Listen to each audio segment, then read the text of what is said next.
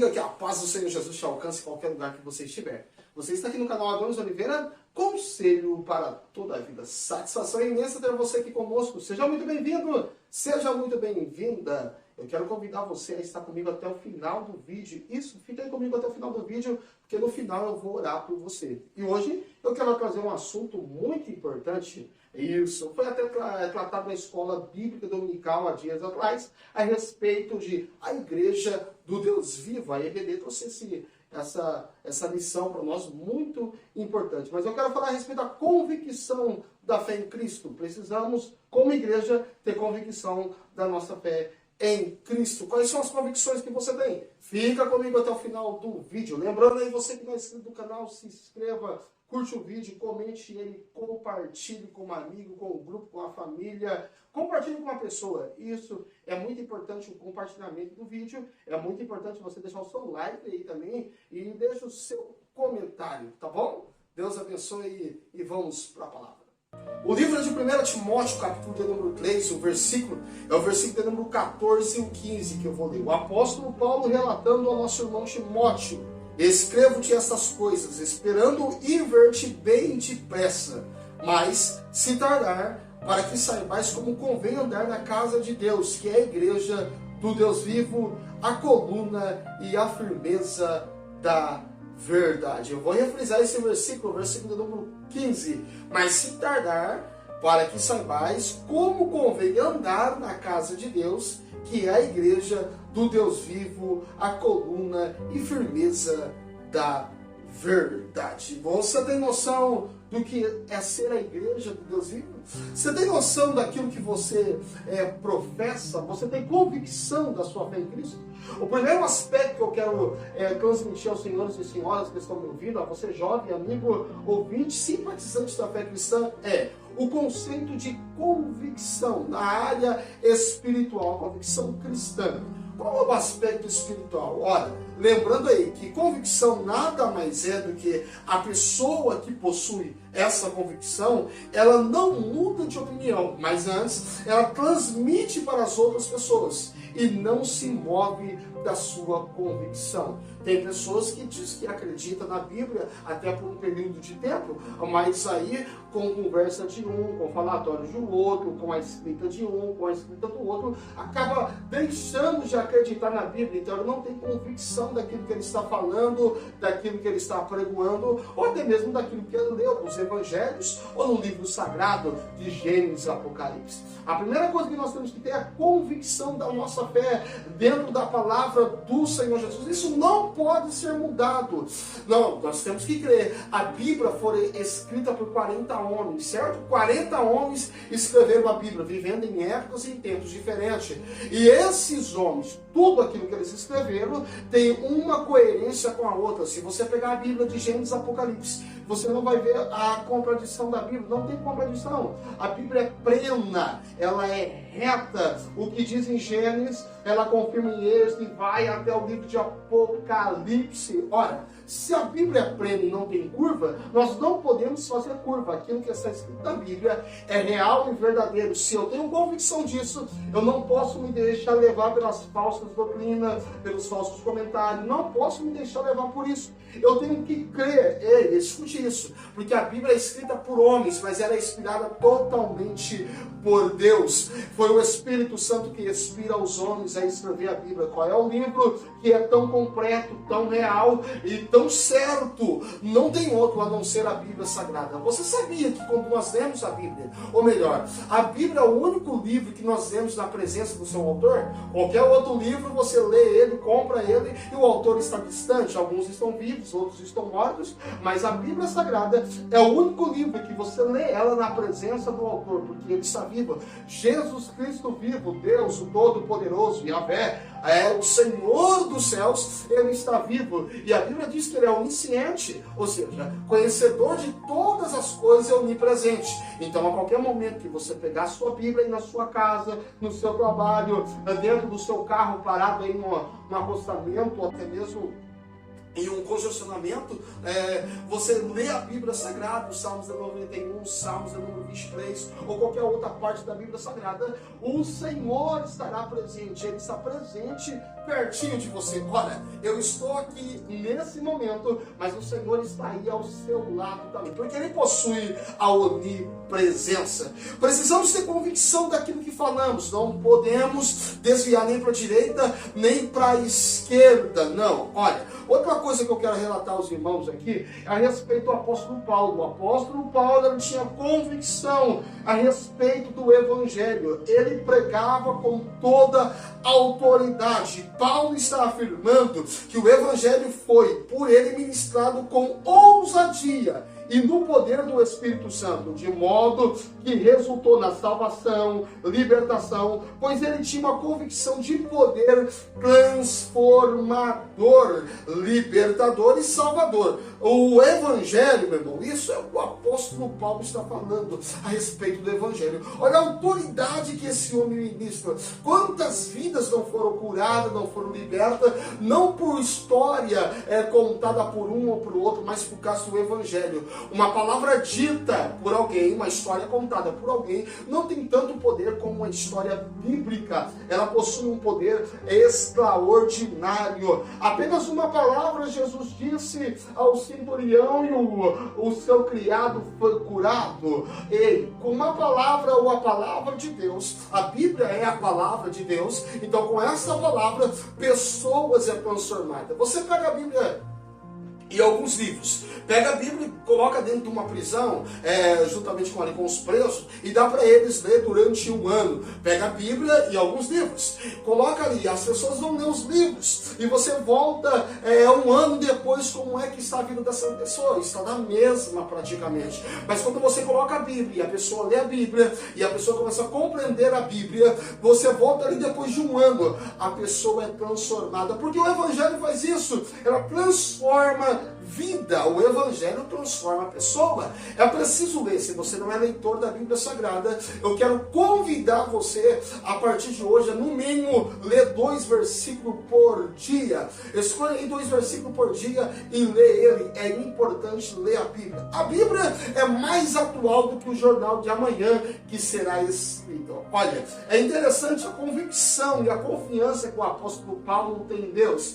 Precisamos ter essa confiança. Precisamos acreditar na palavra de Deus. Precisamos falar da palavra de Deus com a autoridade e poder que ela possui. E precisamos confiar inteiramente em Cristo Jesus. O apóstolo Paulo tinha uma confiança extraordinária, que ele dizia, tenho condições, ou seja, tenho situações, tenho momentos, tenho hora que me dá vontade de desanimar. Vou ler para você. Todavia, não esmoreceu e mesmo tendo razão para desistir, prosseguiu, pois tinha plena convicção no Deus que o servia.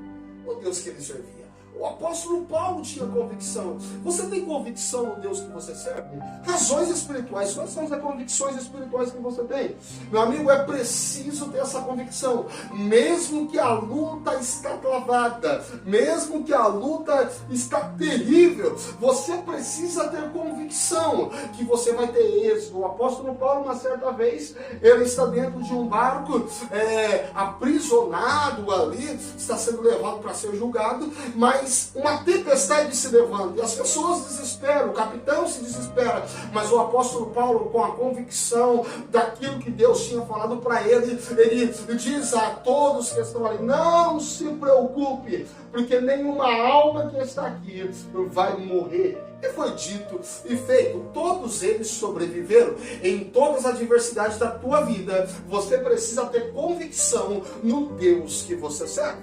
Você tem essa convicção? São convicções espirituais que precisamos ter. São esses os aspectos de alguém que é cristão, alguém que serve a Deus. Ora, o aspecto moral da convicção cristã, a convicção da retidão das ações. Você tem que ser reto nas suas ações. Você tem que ser alguém digno, ou você tem que ter uma conduta extraordinária diante da sociedade de retidão, de pureza. A conduta de retidão nas ações é uma virtude do crente regenerado, que tem a certeza que agora em Cristo sua conduta precisa ser mudada.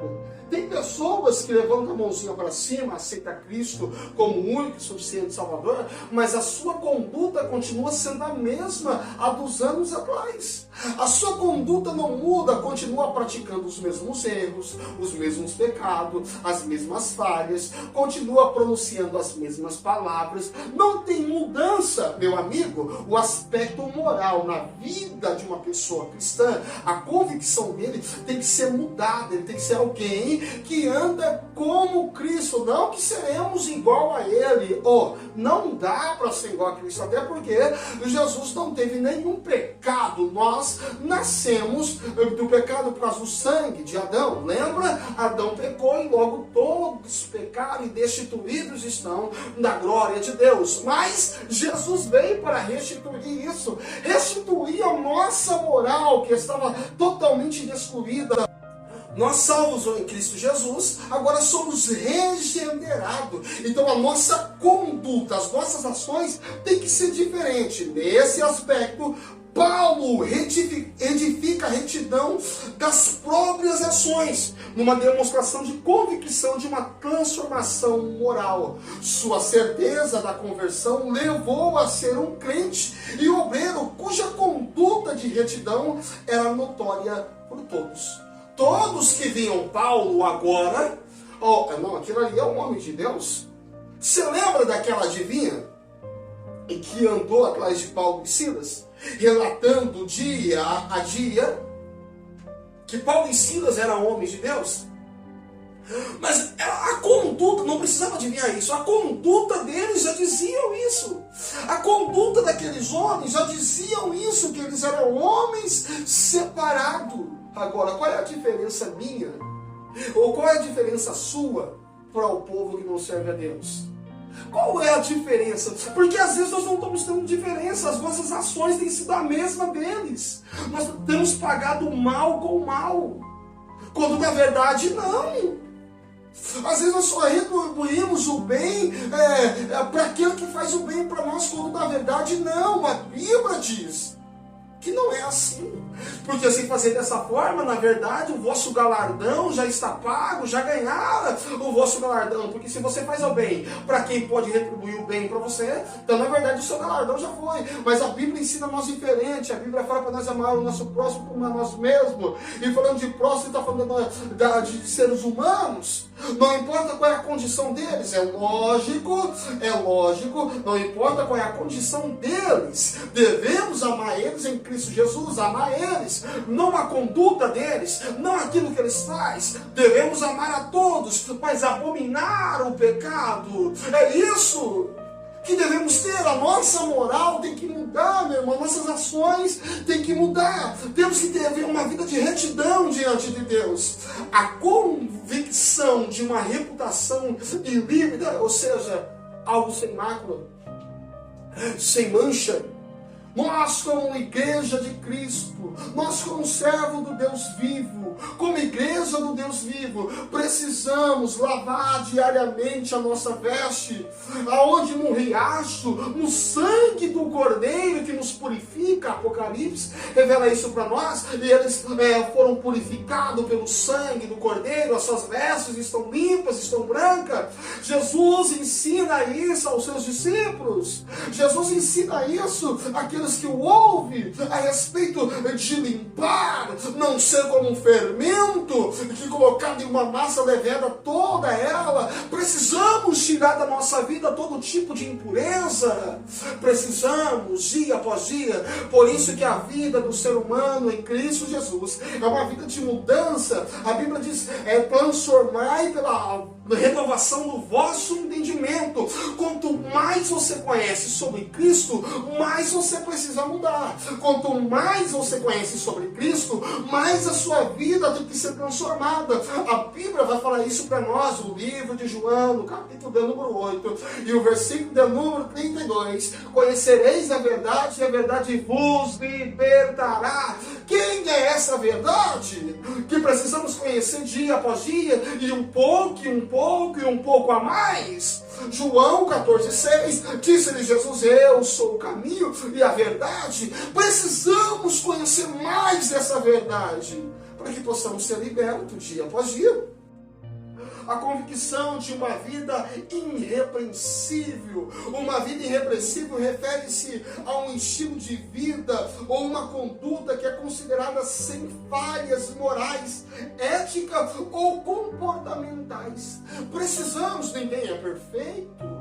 Somos todos seres humanos. Se alguém disser que não tem pecado, esse acabou de pecar, porque todos nós temos pecado. Já falei isso há minutos atrás. Mas precisamos levar uma vida irrepreensível. Vamos rever os nossos conceitos, vamos rever aonde nós temos errado, aonde nós temos caído, aonde nós temos falhado, e vamos tampar as brechas. Lembra de Neemias? Neemias começa a tampar a brecha. Fala: não posso descer daqui, estou fazendo uma grande obra. Tem tanta gente descendo daquilo que Deus chamou para fazer, tem tanta gente colocando de lado a colher de pedreiro, ou seja, de construção, para ir tirar satisfação com os outros. Não tire a satisfação com quem não governa a sua vida. Converse com quem governa a sua vida. Quem governa a sua vida é Deus. Então converse com Ele, continua construindo. Quem não muda ou não move uma vírgula sequer para você, porque é que você vai tirar satisfação com Ele? Não, fica em cima do muro, tampando as brechas, construindo. Quando eu digo em cima do muro, eu estou falando de construção, não é de dúvida, mas eu digo, continua construindo como Neemias. Espada em uma mão e a colher de pedreiro na outra. Precisamos ter isso em nossa vida. Precisamos ter um aspecto social da convicção cristã. Precisamos carregar isso conosco. A convicção da missão da igreja. Você é a igreja de Cristo, sabia disso? A igreja não é as quatro paredes, aqui não é apenas um templo. É uma casa onde nós vamos lá nos reunirmos para adorarmos a Deus, porque ao quão bom e suave é que os irmãos vivem em união, porque precisamos estar juntos para adorar o Senhor. Mas olha, a mulher pergunta para Jesus: é aonde que devemos adorar? No monte ou então lá no templo, aonde os judeus adoram? E Jesus disse: importa que os verdadeiros adoradores adoram o Pai em espírito e em verdade. Logo ele está dizendo: ora, você é templo do Espírito Santo. O apóstolo Paulo refrisa isso muito bem claro, que somos templo e morada do Espírito Santo. Então podemos adorar a Deus em qualquer lugar. Então temos que rever qual é a nossa missão. Para que é que Deus te chamou aqui na terra? Qual é a convicção que você tem da sua missão? Ora, Jesus disse isso aos discípulos: ide por todo o mundo e pregai o evangelho para toda criatura, e quem crê e for batizado será salvo. Essa é uma das nossas missões. Levar o evangelho, proclamar o evangelho às pessoas, aonde é que nós estamos. Em qualquer lugar que estivermos, devemos pronunciar a palavra de Deus. Não estou falando para você ser incômodo aos outros, eu estou falando para você aproveitar a oportunidade, criar a oportunidade para você falar de Deus a eles.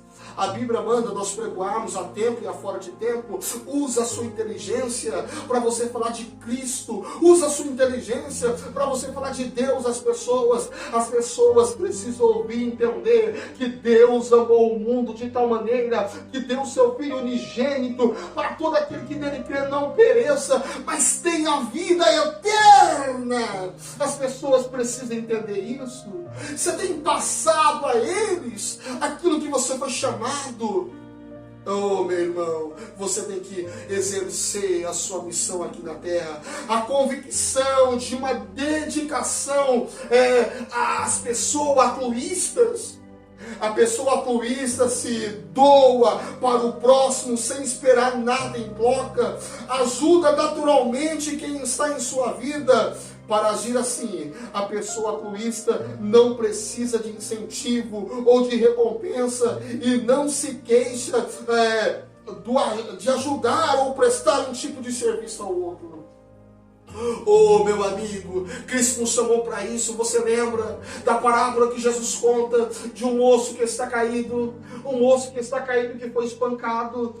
O sacerdote passou, o levita passou, não deu atenção, cortou volta, mas o samaritano, que a Bíblia chama de bom samaritano, passou ali, desceu do seu cavalo, parou, atendeu, passou remédio sobre a ferida do homem, levou até uma hospedaria, colocou, deu-lhe dinheiro ao hospedeiro, dizendo: cuida dele, porque quando eu voltar, se lhe faltar alguma coisa, eu lhe pago, mas cuida dele.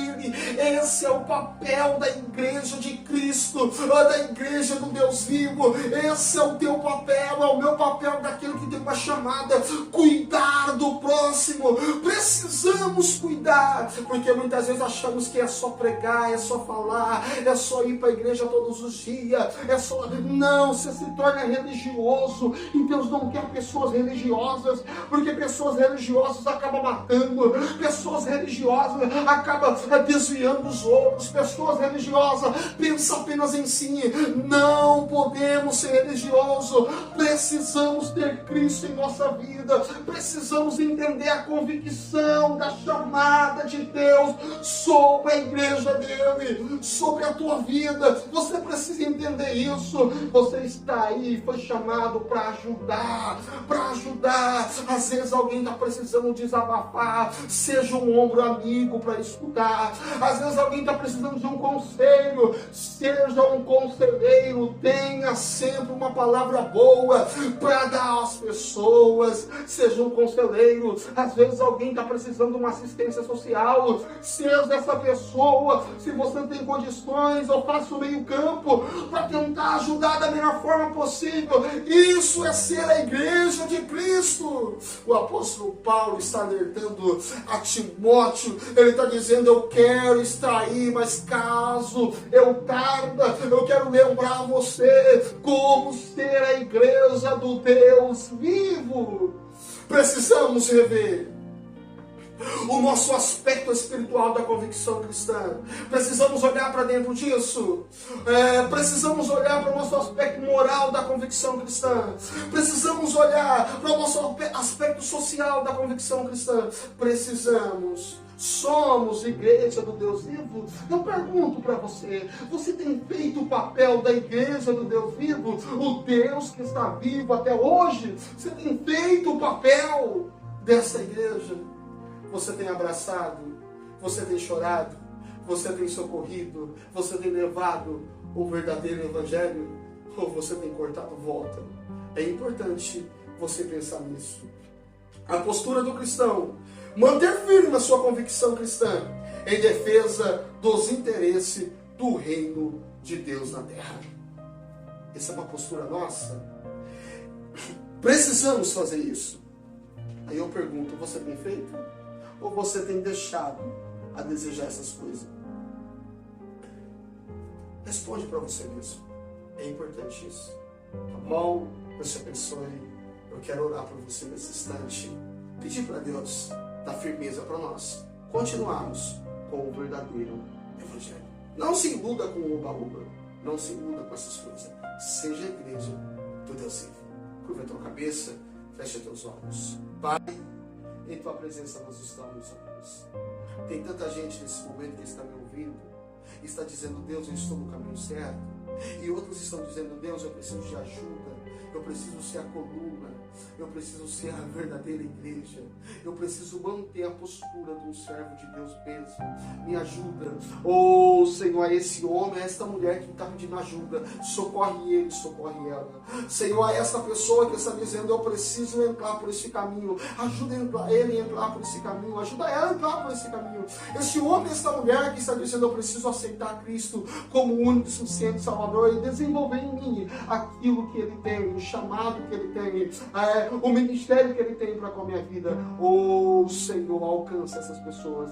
E esses que já estão no caminho, dá força para continuar. Não deixa, Senhor, que as situações adversas o afaste ou desvie, mas que ele e que ela possa permanecer. É que eu lhe peço e assim seja. Amém.